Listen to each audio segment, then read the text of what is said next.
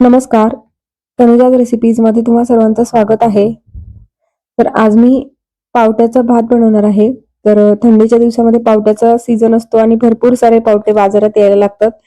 तर गावरान पावट्याचा जो भात आहे, मसाले भात, त्याची चवच काही खूप छान असते. तर आम्ही लहानपणी तर खूप जास्त खाल्लेला आहे. अगदी आठवड्यातून 2 ते 3 वेळेला मसाले भात आमच्याकडे व्हायचाच, कारण पावट्याच्या शेंगा शेतामध्ये भरपूर असायच्या. तर मसाले भात बनवण्यासाठी सर्वात आधी कढईमध्ये मी तेल घेतले 2-3 चमचे. तेल छान गरम झालं की त्याच्यामध्ये जिरं, मोहरी आणि हिंग टाकले. तर ते छान फुललं की त्यानंतर त्यामध्ये हिरवी मिरची आहे बारीक चिरलेली, तर ती ऍड केली आहे. हिरव्या मिरच्या ऐवजी तुम्ही जो घरी बनवलेला कांदा लसूण मसाला असतो तो वापरला तरी पण त्याची टेस्ट खूप छान येते भाताची. आणि कांदा आहे उभा चिरलेला, तर तो ऍड केलाय. त्यानंतर पावटे आहेत, तर ते असे छान तेलामध्ये परतले की त्याची चव खूप छान लागते. अगदी आमटी करताना पण आपण तेलावर थोडेसे परतून घेतले ना पावटे, तर त्याची टेस्ट खूप छान लागते भाजीमध्ये. तर एक 2-3 मिनिट आपल्याला ते परतून घ्यायचंय. त्यानंतर भरपूर सारं लसूण खोबरं आहे, तर आलं, लसूण, खोबरं आणि कोथिंबीर, तर त्याची पेस्ट केलेली आहे. तर ती चांगली 2 चमचे टाकली आहे, चमचे भरून फुल. तर खूप छान चव येते त्यामुळे. आणि ते पण छान असं परतून घ्यायचंय.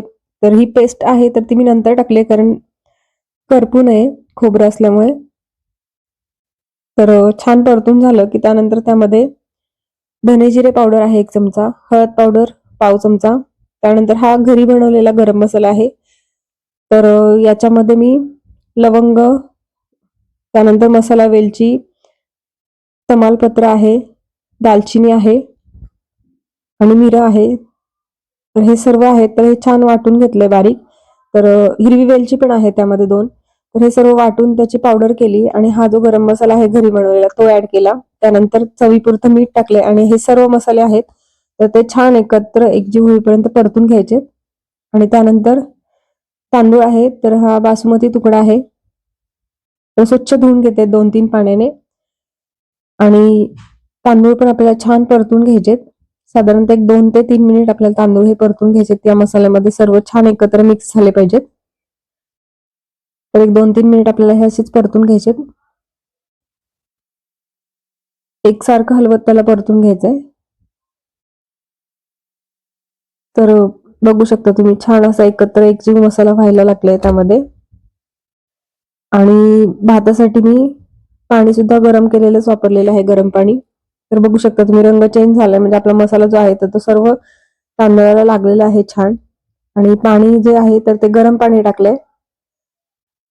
त्यामुळे भात हा पटकन शिजला जाईल आणि त्याची चव पण खूप छान येते. तर बघू शकता तुम्ही मी उलटण्याने चांगलं मिक्स करून घेतले. आणि गरम पाणी असल्यामुळे अगदी लगेचच त्याला उकळी येते.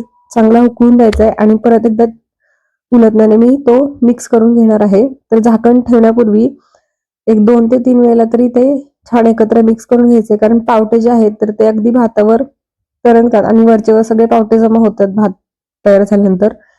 एकत्र छान मिक्स होत नाहीत, तर त्यासाठी मध्ये मध्ये आपल्याला हे उलटण्याने फिरवून घ्यायचंय, हलवून घ्यायचंय.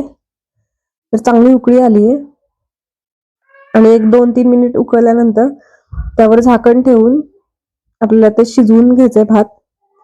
तर मी 1-2 वेळेला मध्ये मध्ये मिक्स करून घेतलं होतं पावटे आणि झाकण ठेवून घेतले आणि त्याला चांगली वाफ देऊन घ्यायचे, शिजवून घ्यायचे भात.